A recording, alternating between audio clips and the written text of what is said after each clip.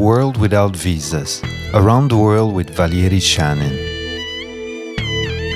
The trip across Thailand, Cambodia, Laos and Myanmar became the next stage of the World Without Visas project, in which Valery Shanin travels only around the countries visa-free for Russians. On this travel, his fellow travelers became biophysicist Yuri Sprizitsky from Zelenograd, situated near Moscow, volcanologist Sergei Chernyshov, muralist Vitaly Melnichuk from Moscow, restoration architect Lyuba Shelkotunova from St. Petersburg, professor of physics Viktor Lyamichev from Chicago, and economist Katya Klimantieva from the city of Dolinsk on the island of Sakhalin. Indochina without visas.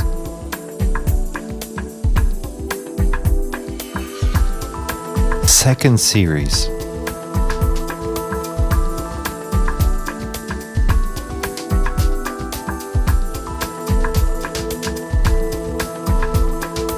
Laos.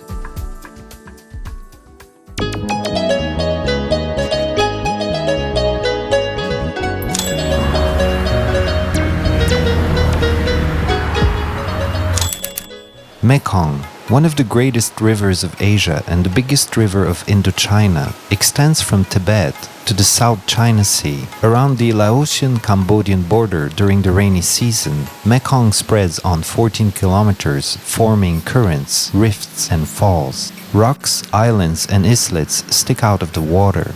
The biggest of them, Det Island. It is also the largest tourist center of the region. Here there are hotels and guesthouses, restaurants and cafes. From here, the tourist routes to the largest waterfalls begin.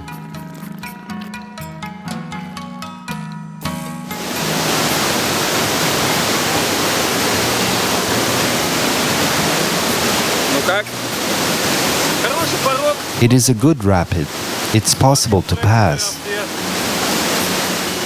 The Khon Pekapking waterfall, the largest waterfalls of Indochina, but during the rainy season, it almost completely disappears under the powerful water flow and becomes similar not to falls but to a large rift. People lived on the banks of the Mekong River since ancient times. They grew rice, founded cities, built monasteries and temples. The ancient Buddhist temple Wat Poh was founded in the 5th century AD. Not much remained until our days from this monastery that was once a large one. The reservoir, the source of holy water, several altars, dilapidated buildings and the bas-relief of an elephant. The city of Pax, the capital of the southern Laos, is connected with Vietnam by the bus service. The 2-story sleeping buses brought from the neighboring China are also here. Inside, they look like a miniature sleeper car. Katya, how do you like it? It's okay. I will tell you everything in the morning. The capital of Laos isn't among the tourist destinations. The Buddhist temples are here, but they are not museum-like. That interests only the tourists, but alive. Local people, the majority of who consider themselves Buddhists, come here to pray and to talk to the monks, bring donations and flowers. For the majority of tourists, Vientiane is only the transit center on the way to the touristic northern part of Laos. To Vang Vieng, the fans of active travel are attracted by the rocks of bizarre shapes and the numerous karst caves in its suburbs. The caves are far from the busy roads. It is only possible to reach them by foot, and preferably with the guide. Otherwise, you may end up wandering around the rice fields for the whole day, because there are still no signs and marked tracks here.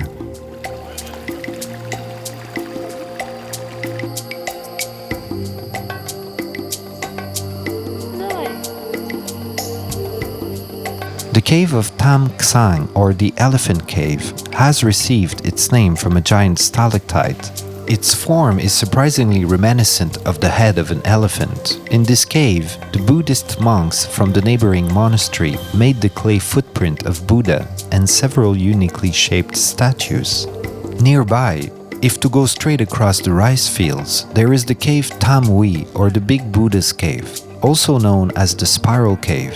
It is very long and deep. However, a relatively short distance is open for the tourists. Besides the Buddha statue that gave the name to the cave, there are also the vast halls, long narrow corridors, and the underground stream. It is damp and wet inside, but outside it is now the high time of the rainy season too. Luang Prabang, the city of monasteries and temples. The most touristic city of Laos. Almost all the houses in downtown are reconstructed into hotels and guest houses, cafes and restaurants, and the central street turned into a large souvenir market under the open sky.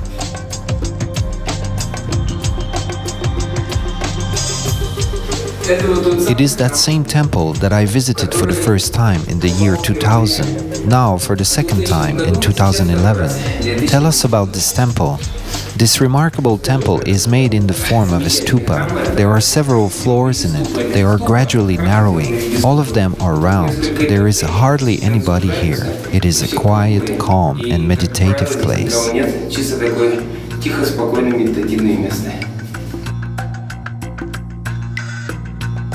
Thailand.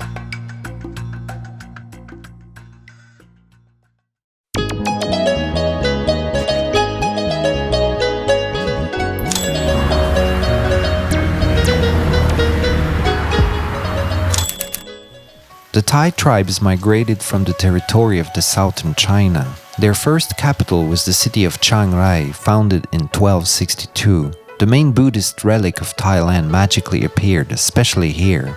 In 1434, the ancient Stupa has broken into parts from a lightning stroke. There, inside, they have found the Buddha's figurine made out of green jade.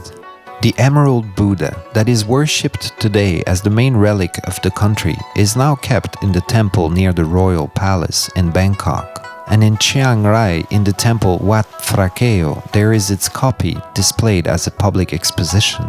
Chiang Mai was the capital of the ancient state of Lanatai. The objects found in the temples and discovered during the archaeological excavations are exhibited in the museum created on the territory of the temple Wat Poh. The official religion in Thailand represents one type of Buddhism, Theravada, that can be translated as the way of the ancient. The followers of this orthodox course attempt to keep Buddha's doctrine in its original form. The new temples and monasteries are constructed in accordance with their antique examples. No innovations. Everything has to be the same as yesterday and as hundreds of years ago. It is difficult to understand from just the appearance which monastery was built 500 years ago and which was founded only yesterday. Exceptions are very seldom.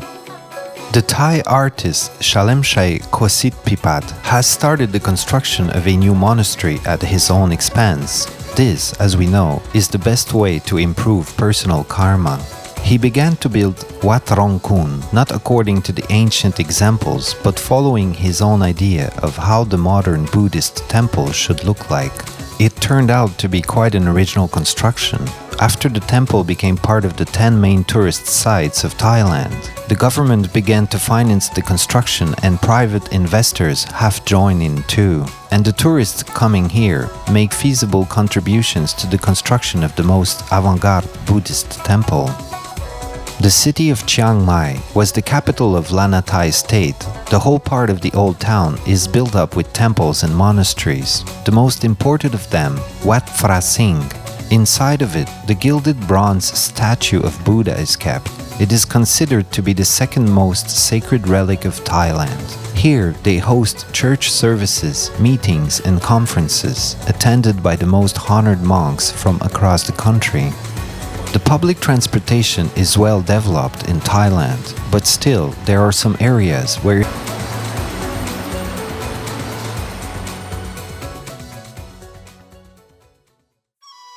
the Pha Sua waterfall can be heard from the road, but it is not visible from here. It hides in the dense brushwoods of giant bamboo. There is a lot of water here during the rainy season. The current is so strong that it is impossible to swim to the foundation of the falls, and it is hardly possible to stand in one spot. The famous fish cave is only a small pit in the rock. Through the hole in the floor, they feed the carps living in the river. Buddha, as it is known to all the Buddhists, was a fish in one of his reincarnations. This is why the caring about the fishes is not just an act of mercy, but is one of the forms of sacrifice.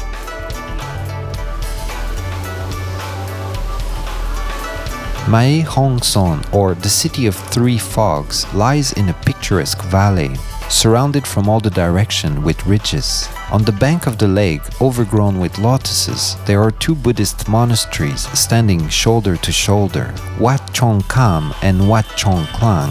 They are not separated from each other by a fence, and they are similar by their architecture. It is difficult to understand which of the temples relates to a specific monastery. Everywhere it is the same: the wooden floors and walls, the cement-painted statues, and the bookshelves with dusty manuscripts.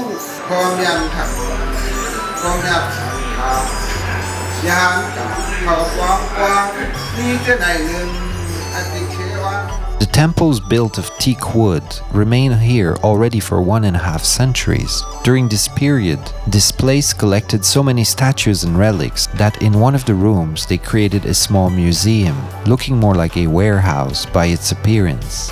From the point of view of the founder of Buddhism, gold and precious stones are only garbage that disturbs us on the way to enlightenment. But the Buddhist monasteries still continue to accumulate material values.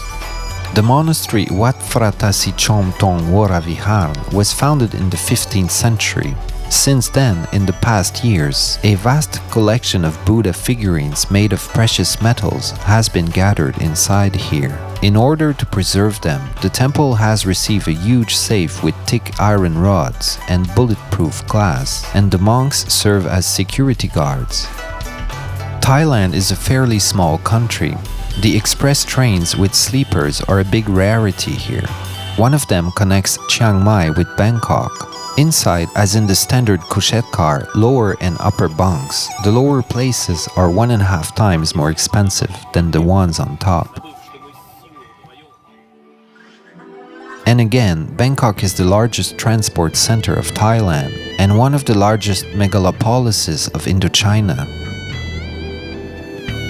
The Golden Hill, or in reality an artificial hill in the eastern part of the old city, represents one of the symbols of Hindu cosmogony, the Meru mountain, standing in the center of the world. At the top, there is the temple with a hollow stupa mounted on its roof. People come to pray here and bring their donations.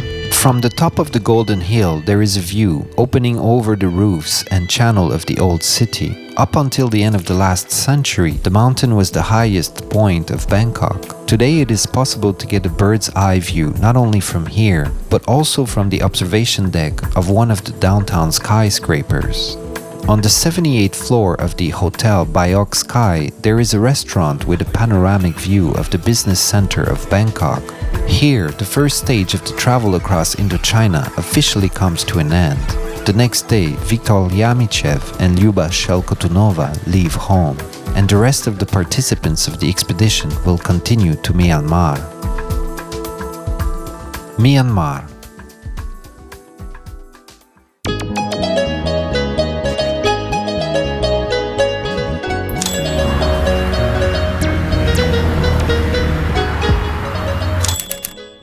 Valery Shanin, Yuri Sprazitsky, Sergei Chernyshev, Vitaly Melnichuk and Katya Klimantieva have traveled through Thailand, Cambodia and Laos in 3 weeks. Ahead is the new country, Myanmar, also known as Burma. Welcome to Myanmar. Thank you. The travel across Myanmar begins in Yangon. There is still no street lighting in the largest city of the country. The sidewalks and the pavement often have hollows, holes, and open hatches. In the dark, one could break legs any minute here. The Pagoda of Botatong, a bright spot of light among the streets, immersed in the darkness. This cult construction is dedicated to the memory of 1,000 officers who escorted the caravan that was delivering the sacred relic from India to Burma, the 6 sacred hair of Buddha. The traditional Burmese stupas or pagodas differ in size, amount of gilding, and by the degree of their sanctity. They keep parts of the body of Buddha, his bones, teeth, or hair, as well as the sacred text, figurines out of gold and precious stones, and the relics of monks that were highly esteemed during their lifetime. Around the stupas, temples and monastic cells get constructed. Buddha statues are established. There are benches for rest and a pond is dug out or the pool is underway. This is how the original religious complex is created in Burma. It is called a paya. At the entrance to the territory of the complex, it's necessary to remove footwear. It is only possible to enter inside barefoot. In the temples and sanctuaries surrounding the stupa, except for the indispensable Buddhas, you can also see the statues of the local spirit, Nat. According to the animistic beliefs, they live both in people and in natural objects. Mountains, rivers, lakes, and trees have their own spirits. In every house, there is also the spirit living. Yangon is a young city, according to the Burmese estimates, and not absolutely Burmese. A huge contribution to its appearance was made by the English colonialists. It's them who have laid the wide direct streets, constructed the office buildings and churches.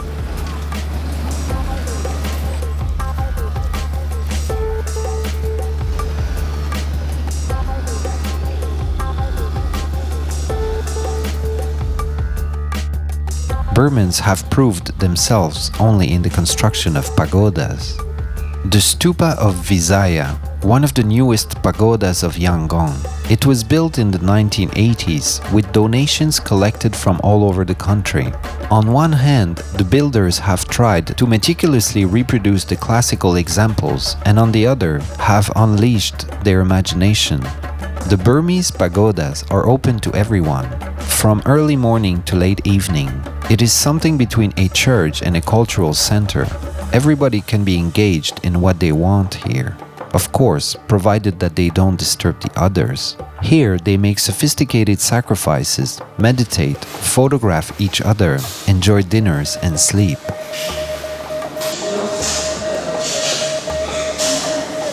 By the legend in the basis of the Shwedagon Pagoda, a valuable relic was placed, one of the 6 hair of Buddha that have reached the territory of Burma. The golden stupa was positioned over the shrine. It was covered by the silver, tin, copper, lead, marble, iron, and brick stupas. And somewhere in the depth of the brickwork, there is also a secret chamber. Inside it, there is a golden boat swaying on water that rises and drops together with the water level in the Mekong River during the high and low tides.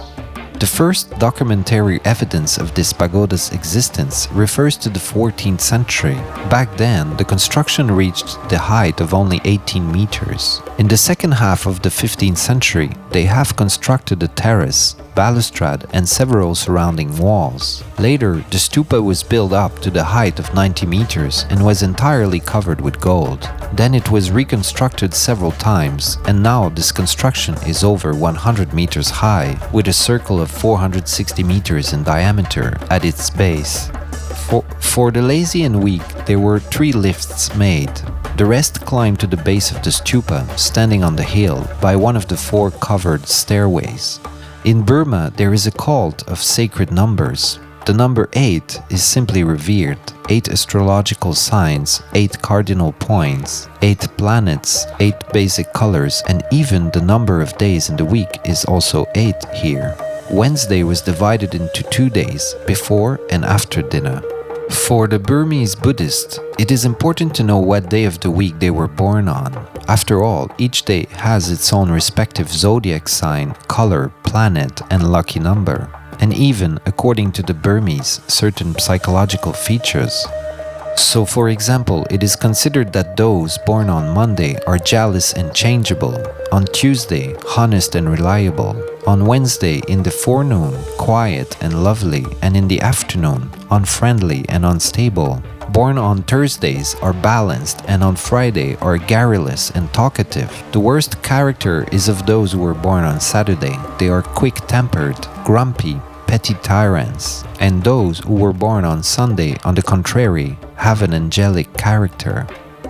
It is easy to notice the eighth, that is the cornerstone of the Burmese picture of the universe, in the architecture of Shwedagon Pagoda. The stupa is divided into 8 parts, corresponding to the days of the week, parts of the world, and astrological signs. In the temples surrounding the gold stupa, there are hundreds of Buddha statues, not differing much from each other, and every day there are more and more of them. These statues are put for improvement of karma of those who donated money for them. More expensive statues stand on more honorable places. They are bigger by the size and also made of more valuable materials. The more money you spend, the better the karma will be cleared. The more money will be in the following life. Well, at least, the Burmese Buddhists think so. The railway in Myanmar was constructed by the British. The stations, depot, access railroads, and all train carriages that passed since the moment of gaining their independence haven't changed at all for the past half of a century. Looks like they are eternal values in life.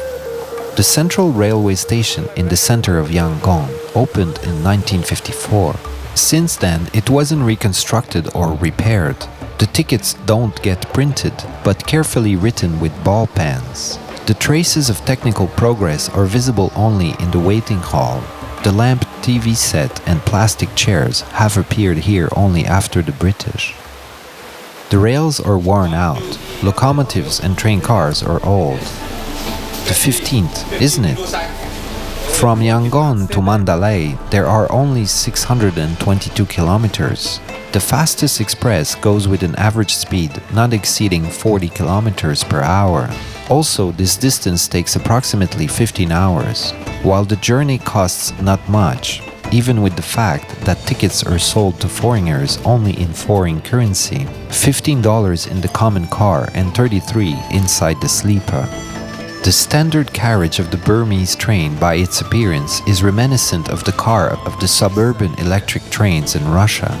The seats are designed for the average Burman, whose proportions are much smaller than average Europeans. It is better to pay more and change into a sleeper. They have received a good benefit. They happily sit now. There are no seating cars in the train, only compartments, and almost all are completely empty. The conductors are bored and they come to talk to us. The waiters from the dining car don't leave you alone until you order something. In Myanmar, the most part of the country is closed for foreigners. It is only possible to look at provinces unaffected by the tourist infrastructure from a train window. The train has arrived to Mandalay in the peak of a heavy tropical rain. In such weather, very few people risk to get from under their roofs. It is impossible to hide from the rain at the station. There is water already up to the ankle and it continues to flow.